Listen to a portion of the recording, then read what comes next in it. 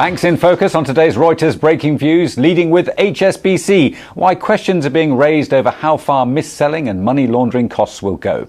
And Barclays hints at repentance on bonuses as it looks to crack the whip on high levels of remuneration. Breaking Views economics editor Chris Hughes here with us to talk through these two stories. Chris, thanks for joining us this morning. Let's start with HSBC then, still aiming at its moving targets. What's the key here? Well, as you know, we've seen bank after bank scrap targets, given the operating environment is just so tough. Actually, HSBC is clinging on. It had a whole raft of targets set when management changed not too long ago. And yet, actually, we're seeing a whole load of charges come and hit the results. So on a snapshot view, you think, oh, there's no way they're going to hit their targets because, as you say, they've got mis-selling charges, they've got potentially very significant fines in the US. Now, if you strip that away on an underlying basis, it's still quite a challenge for them to actually meet their targets. They could just get there, we think. If you have if the global economic recovery really becomes a bit more solid and revenue improves at HSBC, they might be the one bank that doesn't have to rip the targets up. But so is the key here that there are just simply too many moving targets, more than anybody else? It's more that HSBC have held out, but they are being hit by the same problems, which is it's a weak operating environment, and also they too are being hit by regulatory fines and settlements, all over the place. So, and even when you strip out those one-off charges, it's still looking quite a stretch. Now, of course, in HSBC's case, they've got a pretty strong capital position, and it may be, and they're making shed loads of money. Let's be honest here, which is unusual. They are making money on a certain level, but obviously they're having to pay it out in fines as well, like other banks. Now, it may be that if they're just shy, say, of their return on equity target or their cost income ratio, they can basically say, well, look, actually we're a lot safer than we used to be. So the benchmark we have to cross, our actual cost of equity, has gone down. So maybe the targets we set are slightly unrealistic.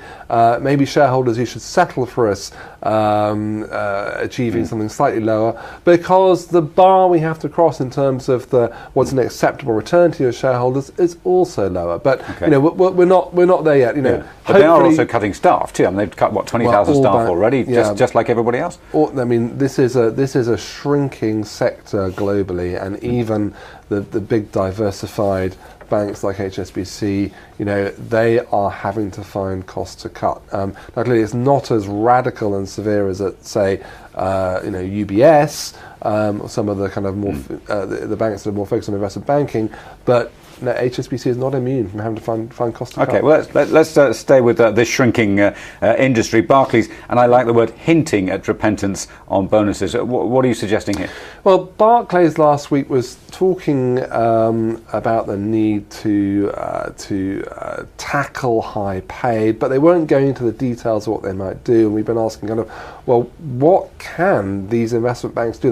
They're all sort of talking about the need for pay to come down. I mean, the Deutsche Bank, Angie Jane had a very similar message. We're in a new world, pay's got to come down. But the question is, how do you transition from being a previously sort of generous bonus payer to something more normal, if you like? And you've got an option here. You've got a view on what they could do. If you look at Barclays, I mean, they have been paying out quite a lot in deferred bonuses. Obviously, regulators like deferrals because it provides a sort of incentive for people for bankers not to take excessive risks, because if those risks come back to bite the bank, they also bite that individual's bonus pot. But in Barclays' case, they've been quite aggressive users lately of deferred bonuses. Now, one option would be to simply sort of snip away those future pots. Now, of course, people won't like having their bonuses cut, whether it's here today or tomorrow. But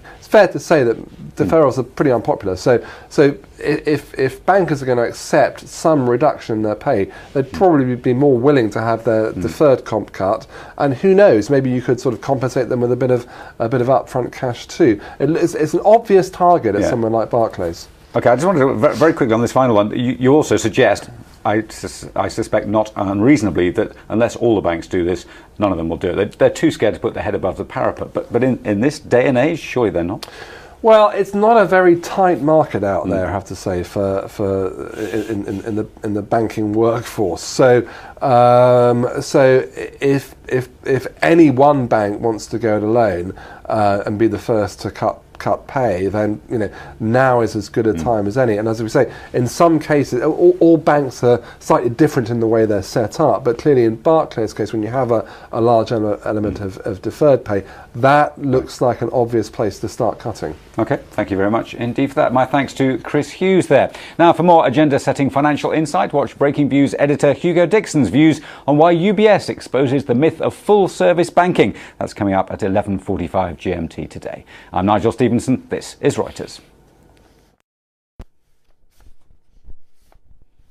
There we are. Put him right on what his title said.